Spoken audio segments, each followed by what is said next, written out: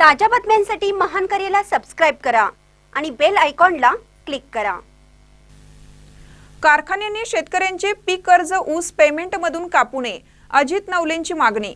शेतकऱ्यांचे संपूर्ण कर्ज 30 जून 2026च्या आत माफ करण्याचे आश्वासन मुख्यमंत्री देवेंद्र फडणवीस यांनी दिले आहे। कर्जमाफी केवळ थकीत कर्जदारांची होते हा अनुभव आहे। राज्यात सध्या ऊस गळीत हंगाम सुरू आहे। ऊसाला रास्त पहिली उचल व भाव मिळावा यासाठी किसान सभा व ऊस उत्पादक शेतकरी संघर्ष समितीच्या वतीने राज्यभर आंदोलने सुरू आहेत। विधानसभा निवडणुकीच्या पार्श्वभूमीवर महाराष्ट्रातील सत्ताधाऱ्यांनी महाराष्ट्रातील शेतकऱ्यांचं संपूर्ण कर्ज माफ करण्याचे आश्वासन दिलेलं होतं।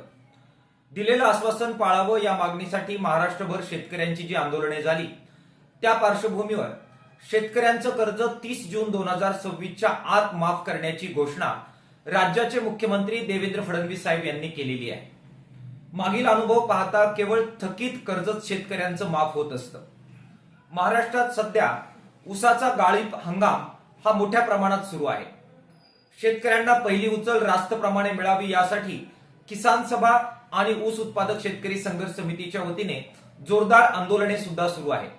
या पार्श्वभूमीवर बऱ्याचदा बँका कारखान्यांना संपर्क करतात आणि शेतकऱ्यांच्या पहिल्या उचलीमधून किंवा ऊस पेमेंटमधून परस्पर कर्जाची वसुली कारखान्यांच्या माध्यमातून करतात। असे झाल्यामुळे ऊस उत्पादक शेतकरी परिस्थिती नसताना सुद्धा थकीत कर्जदार राहत नाही, ते नियमित कर्जदार बनतात आणि कर्जमाफीपासून वंचित राहतात। ऊस उत्पादक शेतकरी कर्जमाफीपासून वंचित राहायला नको असतील तर अशा प्रकारची कर्जमाफ वसुली ही कारखान्यांच्या मार्फत परस्पर होता कामा नये।